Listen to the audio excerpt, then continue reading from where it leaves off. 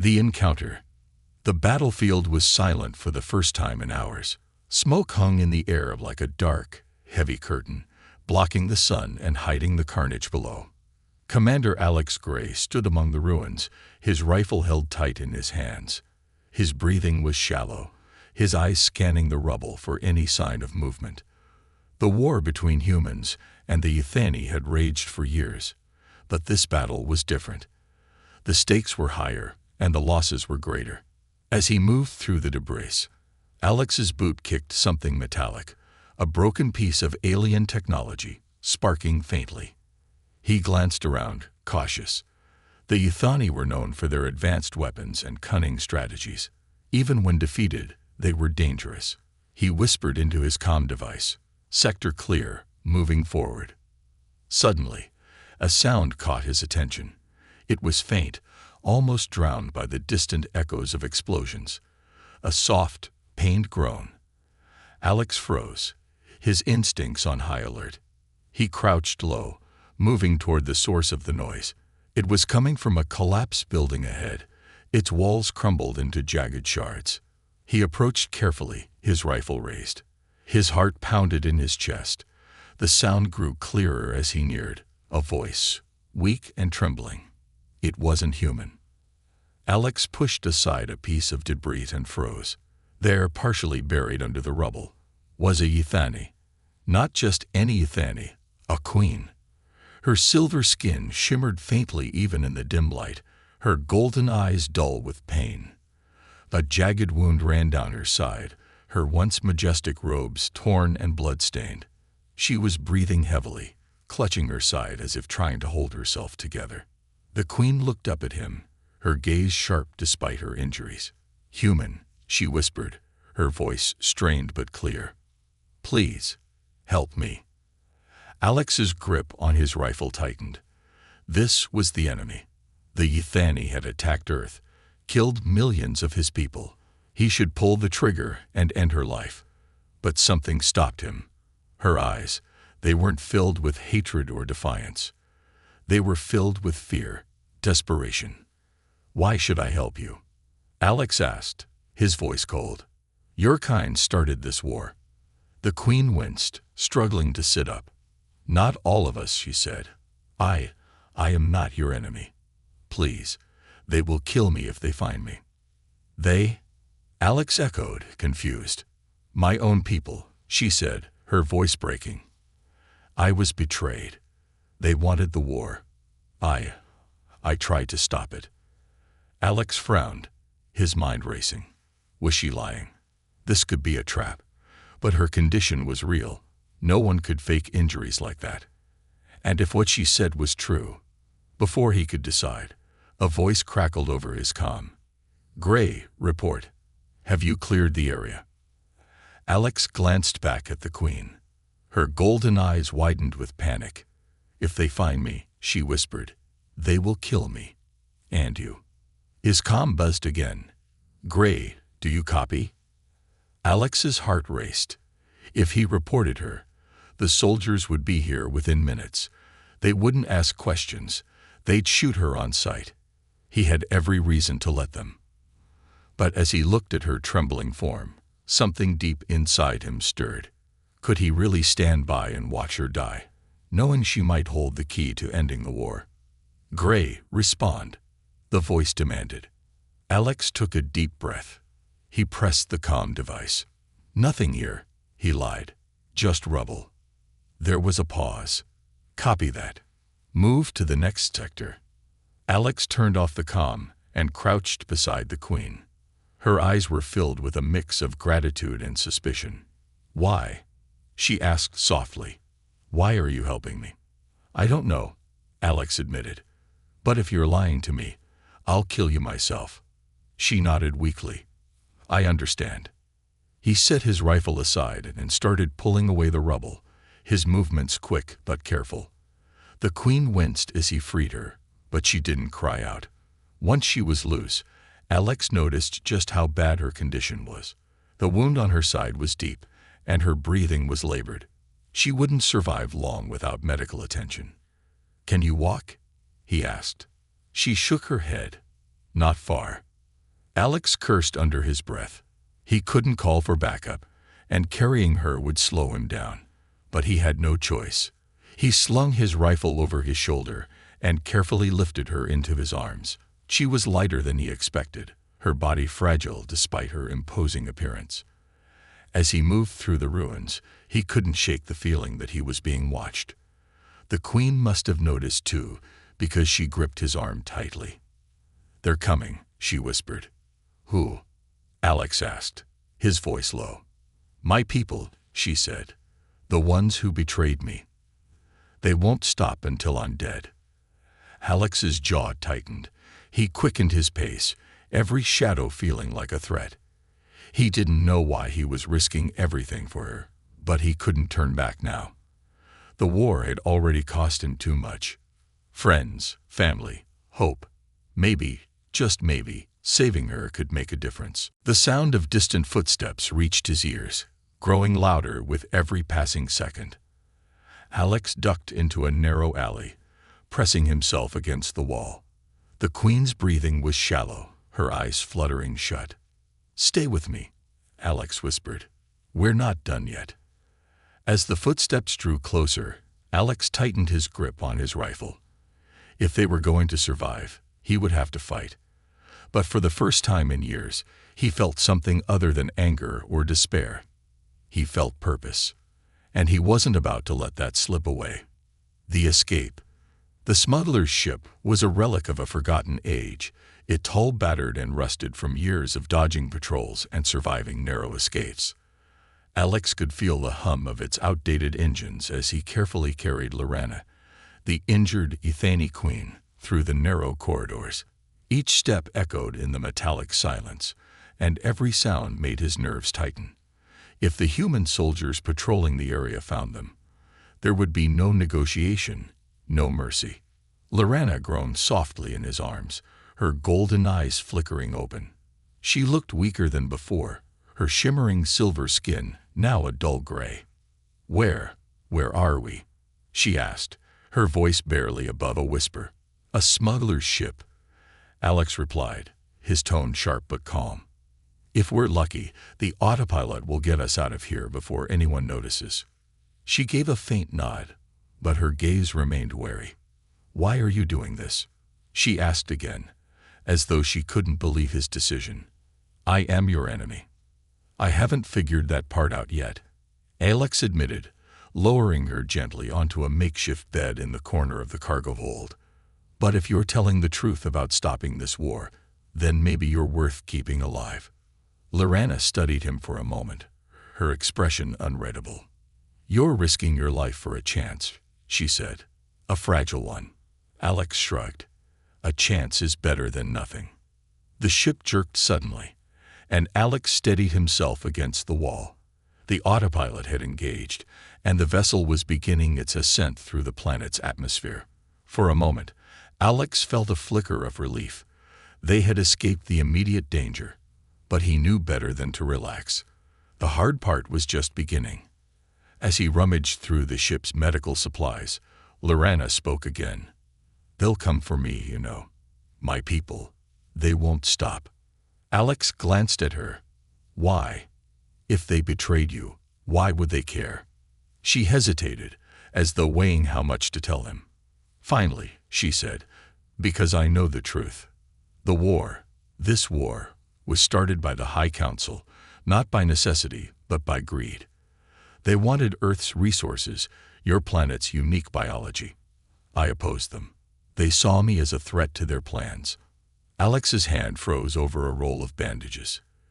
"You're saying this whole war is about greed?" "Greed and fear," Lorana said bitterly. "Humans are unpredictable, adaptable. They saw you as a threat, a species that could challenge their dominance one day. So they decided to strike first." Alex exhaled slowly, his mind racing. He wanted to dismiss her words as lies, but deep down, they rang true. He had always suspected there was more to the war than the official story, but hearing it confirmed from the enemy herself was something else entirely. "We need to get you patched up," he said, changing the subject. "If you bleed out on me, all this will have been for nothing." He worked quickly, cleaning her wound and applying a makeshift sealant from the ship's medkit. Lorana winced, but didn't cry out, her strength surprising him. For someone so regal, she carried herself with a quiet resilience that reminded Alex of soldiers he had fought alongside, people who had endured more than anyone should. As he finished, a loud beep echoed through the ship. Alex stiffened, his eyes darting to the control panel on the far wall. A red light was blinking furiously. Tracker signal detected, the ship's automated voice announced. Inbound pursuit detected. Lorana's face turned pale. They've found us. Of course they have, Alex muttered, rushing to the controls. His fingers flew over the outdated interface as he checked the radar. 3 Ythani ships were closing in fast, their sleek, deadly forms unmistakable. We can't outrun them in this junk heap, Alex said, his mind racing. Is there any way to shut off the tracker? Lorana shook her head. It's embedded in me, a precaution against queens going rogue. Alex stared at her, disbelief and frustration mixing in his expression. You're telling me they can track us wherever we go? Yes, she said simply. But there's a way to block it, for a while. We'll need an electromagnetic pulse. Alex glanced around the ship. This thing barely flies. You think it has EMP tech? No, Lorana said. But we can improvise. She struggled to sit up, her movements slow and pained. There's a power core near the engine room. If we overload it, the pulse should fry the tracker temporarily.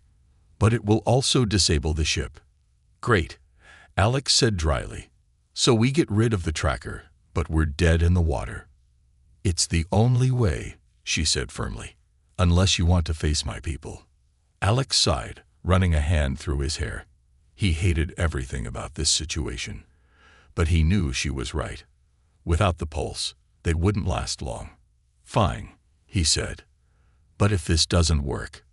It will, Lorana said, her voice steady despite her condition. It has to. The engine room was cramped and stifling, the air thick with the smell of fuel and burnt circuits. Alex worked quickly, following Lorana's instructions as she leaned weakly against the wall. Sweat dripped down his forehead as he pried open the power core's casing, exposing the humming energy matrix inside. Are you sure about this? He asked, glancing back at her. Yes, she said. Just hurry. Alex gritted his teeth and activated the overload sequence. The core began to whine, its energy building to a dangerous level. He grabbed Lorana and pulled her back toward the cargo hold, the sound of the core's hum growing louder and louder. Hold on, he muttered as the ship shook violently. A blinding flash of light filled the room, followed by total silence. The ship's lights flickered and went dark, the engines sputtering to a halt. Alex and Lorana lay in the darkness, the faint hum of the pulse fading away. Did it work? Alex asked, his voice tense. Lorana closed her eyes, focusing. After a moment, she nodded. The tracker is offline. For now. Alex leaned back against the wall, his chest heaving. They had bought themselves some time, but the danger wasn't over. Not by a long shot. We need a new plan, he said. Fast. Lorana looked at him, her golden eyes glowing faintly in the dark. Then let's make one. The Alliance. The cargo hold of the smuggler's ship was dimly lit, its once functional systems now reduced to emergency power. The silence was broken only by the faint hum of the life support systems and the occasional creak of the aging hull. Alex sat on the cold metal floor, his back against a crate, his rifle resting across his lap. Opposite him, Lorana, the Ythani queen, was propped up against the wall, her breathing still uneven but stronger than before. Alex broke the silence. We can't drift here forever. They'll send more ships once they realize we've disabled the tracker. Lorana nodded weakly. You're right. But moving without a plan will only get us killed. Alex stared at her, his frustration barely concealed. Then start talking. You're the one who knows their next moves. What are we up against? Lorana's golden eyes flickered, their glow returning as her strength slowly built. The High Council won't stop. They'll send hunter squads, elites trained to track and eliminate. They'll assume I've gone rogue, and they won't care if I'm dead or alive. Their only concern is that I don't reveal the truth. Alex leaned forward, his tone sharp. Then tell me the truth. If I'm risking my life for you, I need to know everything. Lorana hesitated, her gaze dropping to the floor. The Ythani Council started this war to secure Earth's resources. Your planet's ecosystem is unique. Its genetic diversity, its raw materials. They wanted to strip it bare and use it to expand their empire. Alex's jaw tightened, and the billions of lives lost. Just collateral damage. Not to me, Lorana said softly. I fought against them. I argued that peace was possible, that humanity was more than a resource to exploit. But the Council saw my views as weakness. They feared my influence, so they turned the military against me. My own brother, he led the charge to remove me. Alex's grip on his rifle tightened.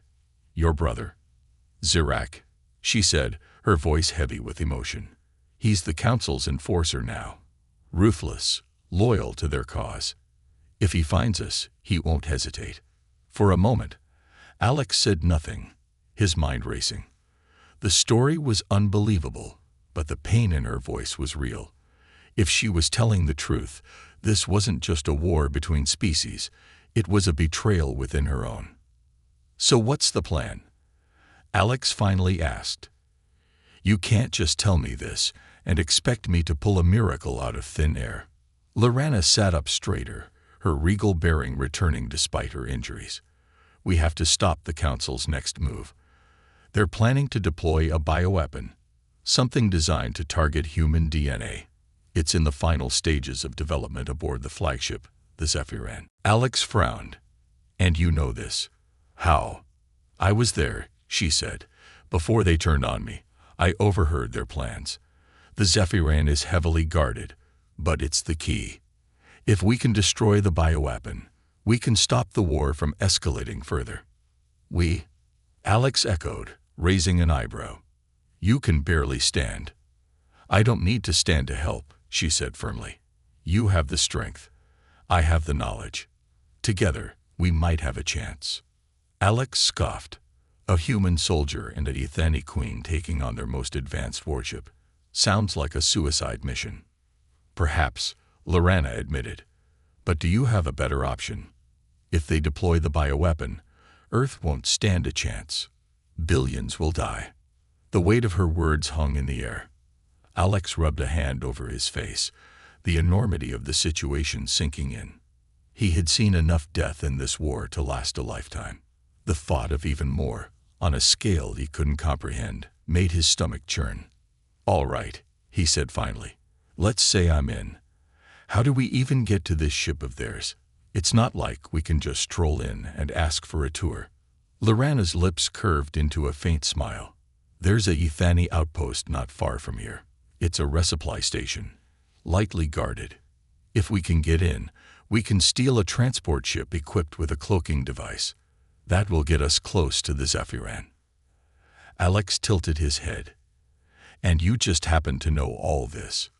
I was a queen, she said simply. It was my duty to know. The ship groaned as it drifted through space, a stark reminder of their precarious situation. Alex stood, pacing the small space.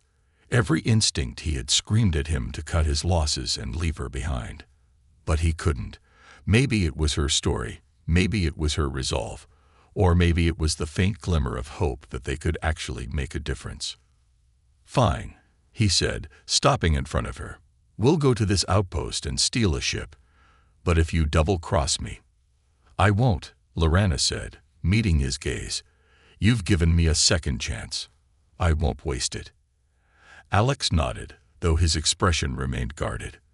Then we'd better get moving. If they haven't found us yet, they will soon. He helped her to her feet, her body still unsteady, but her determination unshaken. Together, they made their way to the cockpit, the broken ship their only hope of survival for now. As Alex plotted a course toward the Ythani outpost, he couldn't help but feel the weight of what lay ahead. They were outnumbered, outgunned, and out of time. But for the first time in years, Alex felt something more than fear or anger. He felt the faint stirrings of a purpose worth fighting for. The betrayal. The stolen Ythani transport ship glided through the cold expanse of space, its cloaking device masking it from prying eyes. The hum of the ship's engines was barely audible inside the dimly lit cockpit, where Alex sat at the controls. Beside him, Lorana monitored the holographic display, her golden eyes scanning for signs of pursuit. Despite their careful planning, the weight of uncertainty hung heavily in the air. "We're nearing Earth's sector," Alex said, breaking the silence. "You sure about this? Telling my people what's really going on?" Lorana hesitated, her fingers brushing the edge of the console. "They need to know," she said softly.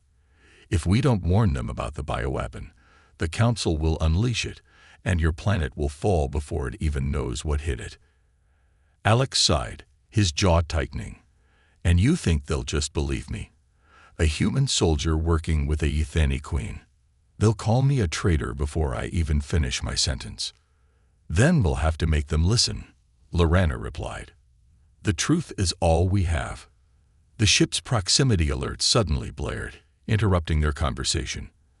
Alex's hands flew to the controls as a human military vessel appeared on the radar, its weapons systems locking onto their position. "Great," Alex muttered. "They found us." The comm system crackled to life. "Unidentified vessel, this is Commander Briggs of the Earth Defense Fleet.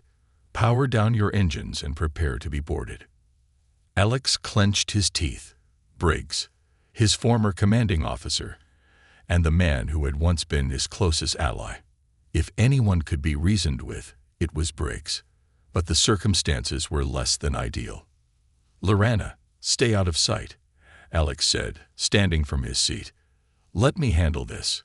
The Ythani queen nodded, retreating into the shadows of the ship as Alex activated the comm. The holographic display flickered to life, revealing Briggs' stern face. His sharp gray eyes narrowed as he recognized Alex. "Gray," Briggs said, his voice laced with suspicion. "I thought you were dead."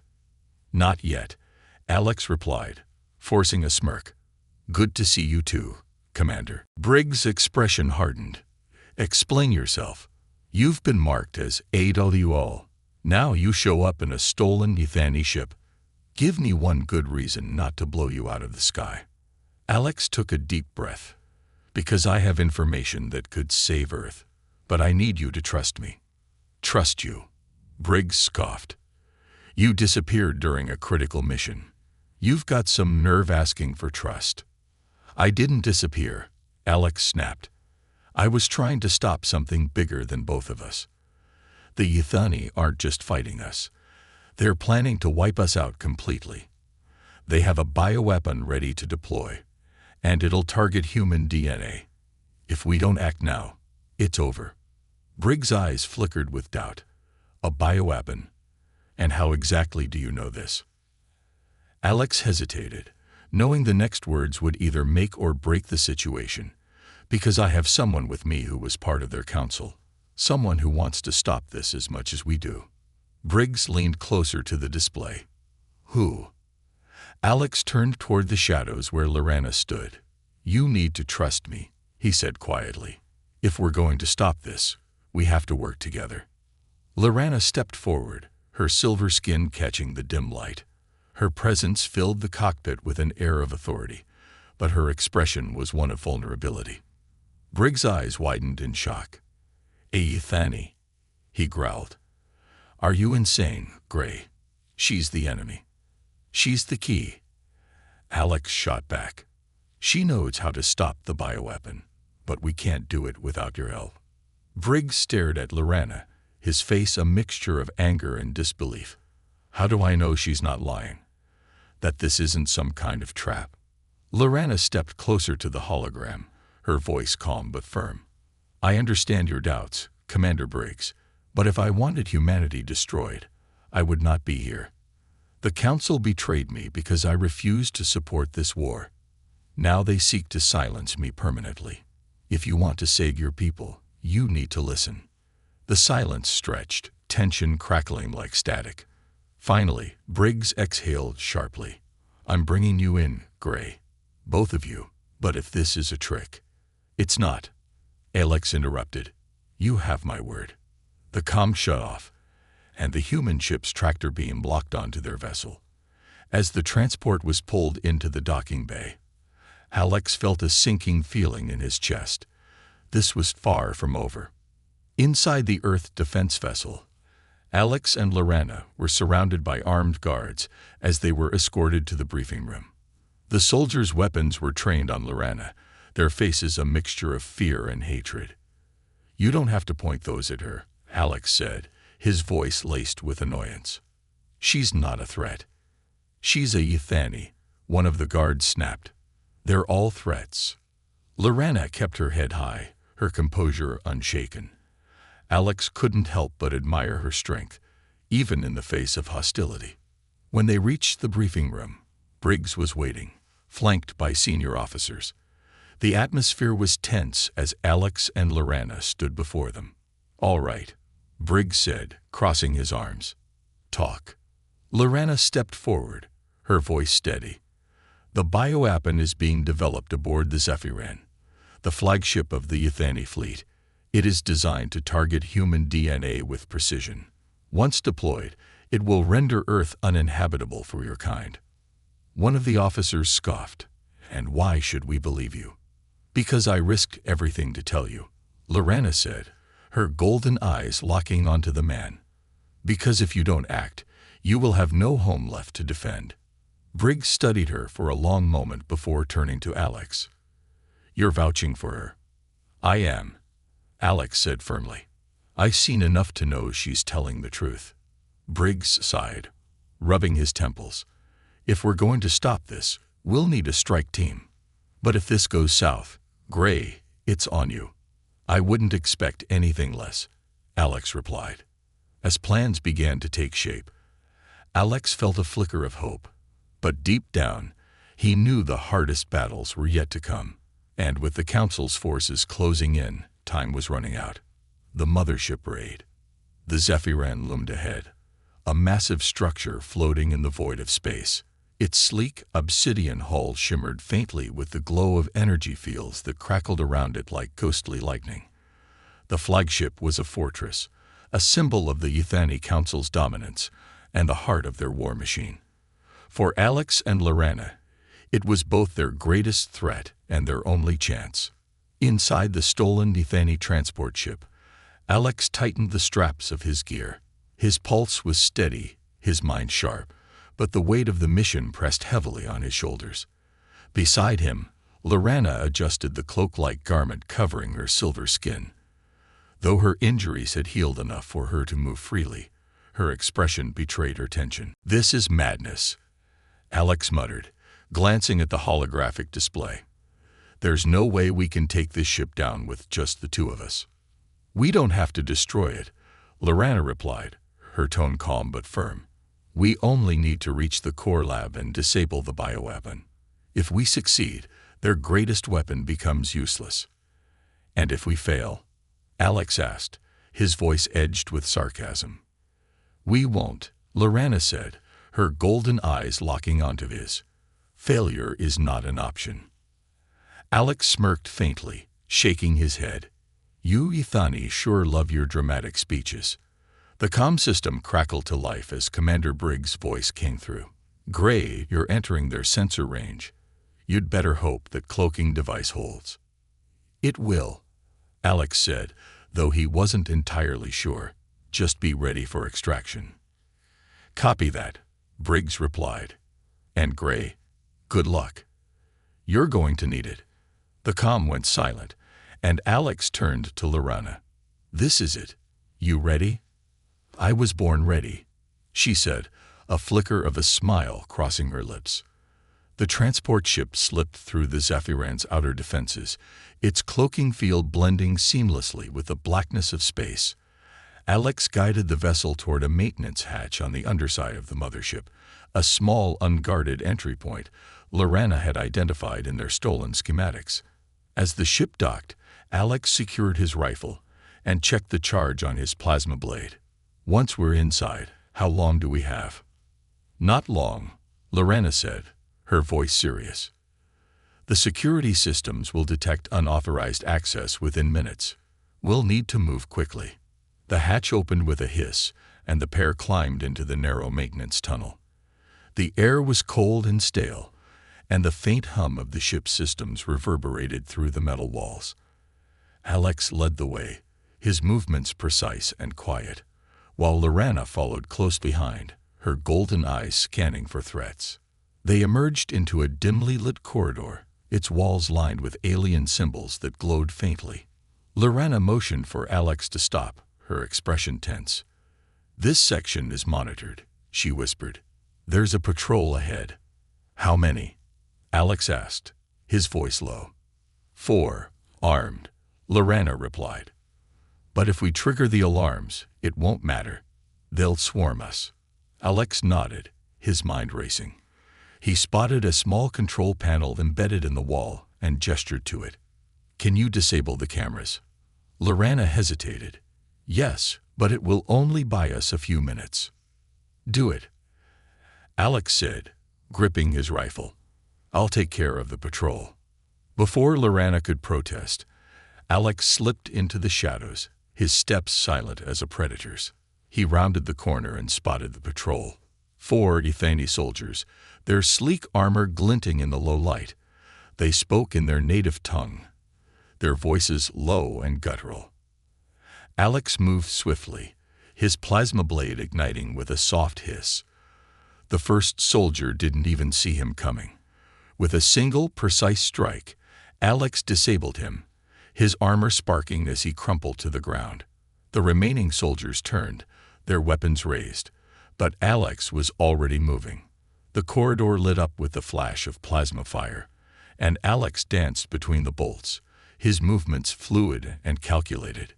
He dispatched the second soldier with a shot from his rifle, then rolled behind a support column as the third fired wildly in his direction. A quick pivot and a well-aimed shot took down the third, leaving only one. The final soldier hesitated, his weapon wavering as he stared at Alex. It was the moment Alex needed. He lunged forward, his blade slicing through the soldier's weapon, rendering it useless. The soldier fell back, stunned, and Alex finished the fight with a single blow. Breathing heavily, Alex turned to see Lorana standing at the corner, her expression unreadable. "What?" he asked, wiping sweat from his brow. "Impressive," she said simply. "But reckless. It worked, didn't it?" Alex replied with a smirk.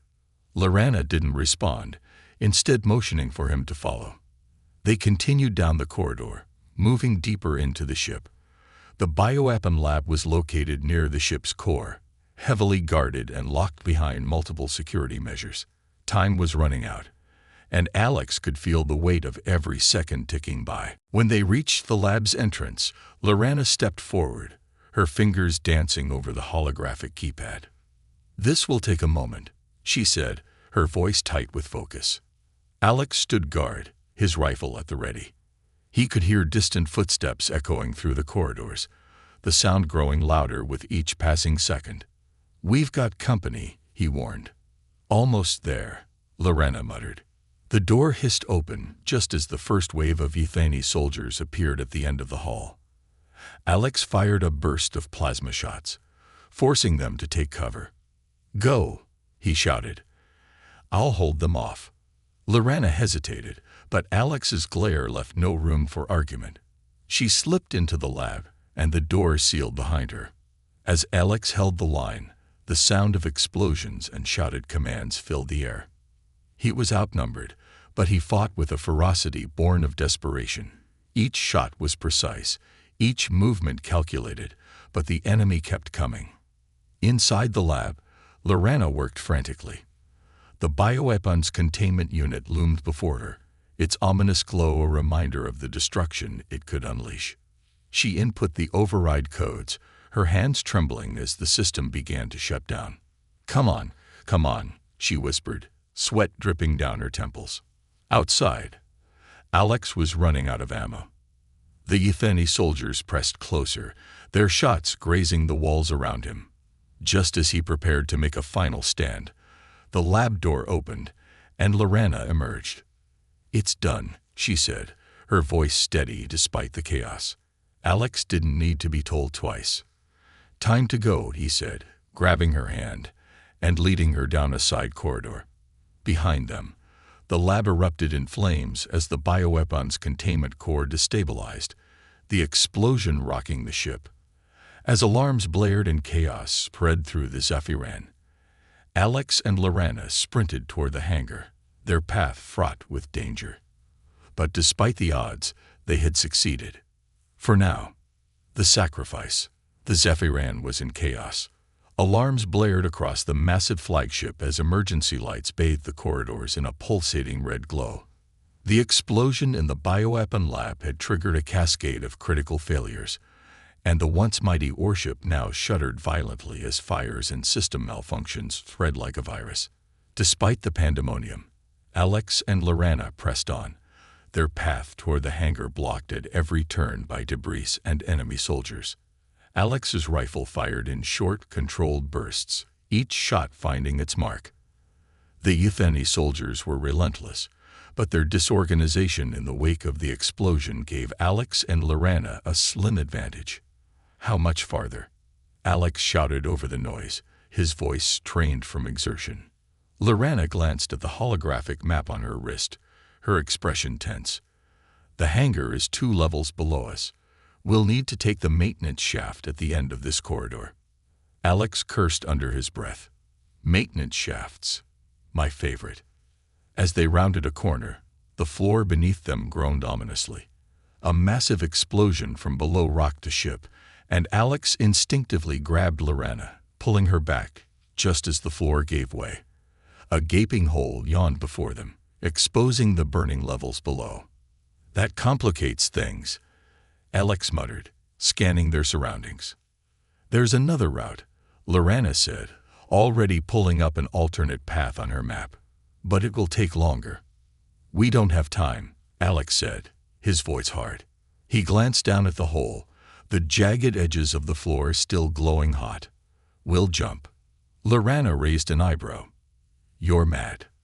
"Probably," Alex admitted, adjusting the straps of his gear. "But we don't have a choice." Before Lorana could protest, Alex took a running leap, landing with a grunt on the damaged floor below. He turned back, holding out a hand. "Come on, Your Majesty. Don't keep me waiting."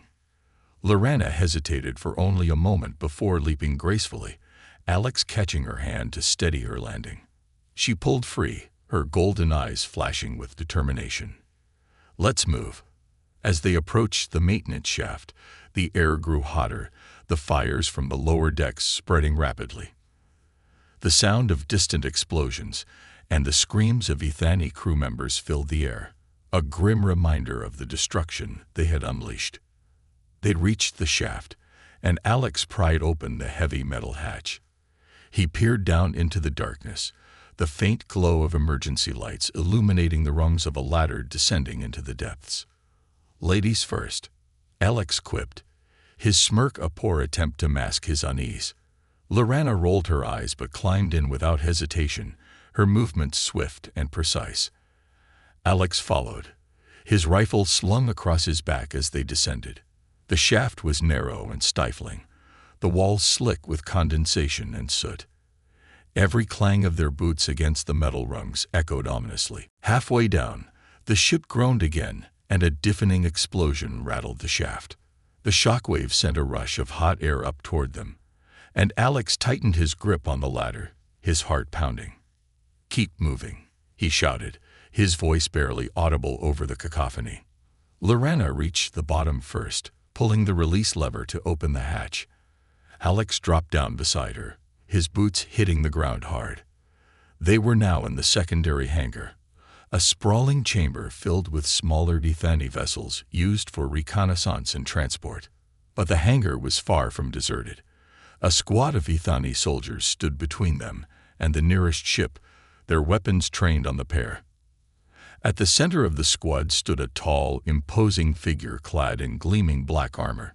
His silver skin and golden eyes marked him as one of Lorana's kind, but there was no trace of warmth or compassion in his gaze.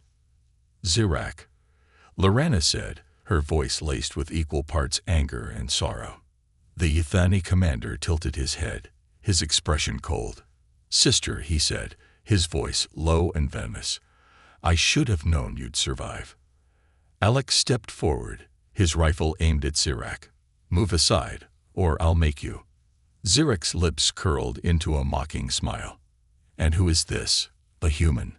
How predictable." "Zirak, stop this," Lorana said, stepping beside Alex. "The Council is using you. They're using all of us. The bioweapon is necessary," Zirak interrupted, his voice cutting through the air like a blade. "Humanity is a threat that must be eradicated. You, of all people, should understand that." "No," Lorana said firmly. "I won't let you do this." Zirak's smile faded, replaced by a cold, calculating expression. "You always were knave, Lorana. But I suppose it's fitting that you die here, alongside your pet human." He raised his weapon, and the squad moved into position. Alex didn't wait for an invitation. He fired the first shot, the blast catching one of the soldiers in the chest. Chaos erupted as both sides exchanged fire. Alex and Lorana dove behind a stack of cargo crates, using the limited cover to their advantage. "We can't hold them off forever," Alex shouted, reloading his rifle. "I have a plan," Lorana said, her tone grim. "But you're not going to like it." "Why am I not surprised?" Alex muttered, firing another shot. Lorana pulled a small device from her belt. "A detonator. The auxiliary power core is beneath this hangar. If I overload it, the resulting explosion will destroy the ship and everything on it." Alex froze, his mind racing. "That's suicide." Lorana met his gaze, her expression resolute. "It's the only way to ensure the bioweapon is completely destroyed. If even a fragment survives, they'll rebuild it." "There has to be another way," Alex said, his voice desperate. "We can escape together." "There isn't time," Lorana interrupted. "You've done enough, Alex. Let me finish this." "No," Alex said, his voice firm. "We're in this together. If anyone's staying behind, it's me." Lorana's eyes softened, a rare flicker of vulnerability breaking through her stoic facade. "You've already sacrificed so much. Let me do this." Alex stared at her, his chest tight. He wanted to argue, to find another solution, but deep down, he knew she was right. "Fine," he said finally, his voice heavy with emotion. "But don't think for a second I'm leaving without making sure you succeed." Lorana nodded, a faint smile crossing her lips. "Then let's finish this." As Zirak and his squad closed in, Alex and Lorana made their stand, fighting side by side with a ferocity born of desperation and determination. The fate of Earth and the hope for peace rested on their shoulders. The proposal. The explosion tore through the Zephyran with a deafening roar, shattering the silence of space. The ship's sleek, obsidian hull buckled under the force, rupturing into a cascade of fire and debris. From a distance, the once mighty flagship looked like a collapsing star, its light flickering before fading into the void. Inside a stolen Ythani fighter speeding away from the carnage, Alex stared out of the viewport, his chest heaving as the adrenaline of the escape began to ebb. His hands trembled on the controls, his heart pounding in his chest. Beside him, Lorana sat silently, her golden eyes fixed on the scene behind them. "It's done," Alex said, his voice hoarse. "The Zephyran is gone." Lorana nodded, her expression unreadable. For a moment, the only sound in the cockpit was the hum of the fighter's engines. The weight of what they had accomplished and what they had lost hung heavily between them. "We stopped them," Lorana finally said, her voice soft. "Earth is safe." "For now," Alex muttered, his tone laced with weariness. The council won't take this lightly. They'll come back with something worse. They might, Lorana admitted. But without the bioweapon, their advantage is gone. You've bought your people time. Alex turned to her, his eyes narrowing. We've bought them time. This wasn't just my fight. Lorana met his gaze, a faint smile tugging at the corners of her lips. No, it wasn't. And you were surprisingly effective for a human. Surprisingly. Alex raised an eyebrow, but his smirk softened the edge of his words. You're welcome, Your Majesty. Lorana chuckled softly, the sound a rare break in her usual composure. But the levity was fleeting. Her gaze shifted back to the viewport, her expression growing somber. What's wrong? Alex asked, his voice quieter now. This victory came at a cost, Lorana said. The council will label me a traitor. My own people will hunt me, just as they hunted us on the Zephyran. I can never return to the Ythani worlds. Alex frowned, leaning back in his seat. You knew that before we started this. I did, Lorana said, her tone heavy with emotion. But knowing it doesn't make it easier. I've lost my home, my people, everything. Alex was silent for a moment, his mind racing. He had fought for Earth, for his people, but he hadn't stopped to consider what Lorana had sacrificed. She had given up her birthright, her family, her safety, all for a chance to save a world that wasn't hers. You haven't lost everything, Alex said finally. You're alive, and as long as you're alive, there's hope. Lorana turned to him, her golden eyes shimmering with a mix of gratitude and sorrow. Hope, she murmured. It's such a fragile thing. It's all we've got, Alex said simply.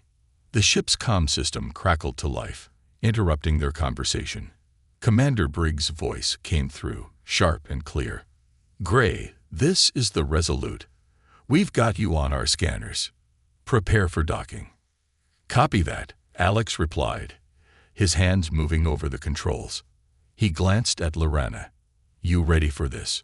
She hesitated, her expression thoughtful. I'm not sure, she admitted. Your people may not see me as an ally. They'll listen, Alex said firmly. I'll make sure of it. The docking bay of the Resolute was bustling with activity as Alex and Lorana stepped off the fighter. Soldiers and engineers stopped in their tracks, their gazes fixed on the towering figure of the Ythani Queen.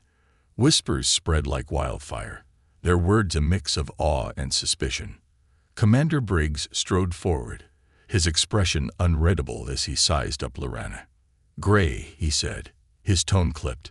You made it. Barely, Alex replied. He gestured toward Lorana. This is Lorana. She's the reason we succeeded. Briggs' gaze flicked to her, his lips pressing into a thin line. So you're the infamous queen.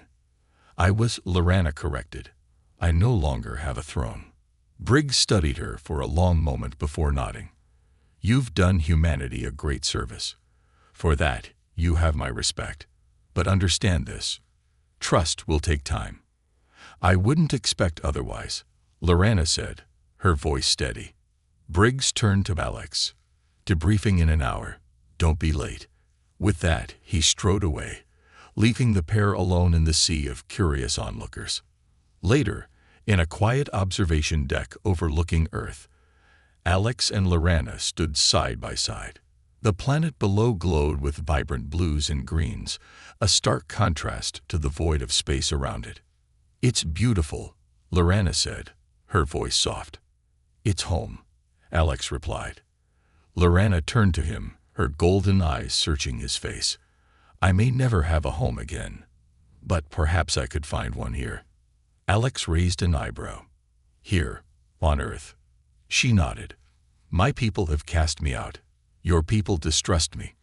But you've stood by me, even when it put you at odds with your own kind. You gave me a chance when no one else would. Alex scratched the back of his neck, unsure how to respond. It seemed like the right thing to do. It was more than that, Lorana said, stepping closer. You risked everything to save not just your world, but mine as well. That's not something I'll forget. There was a pause, heavy with unspoken words.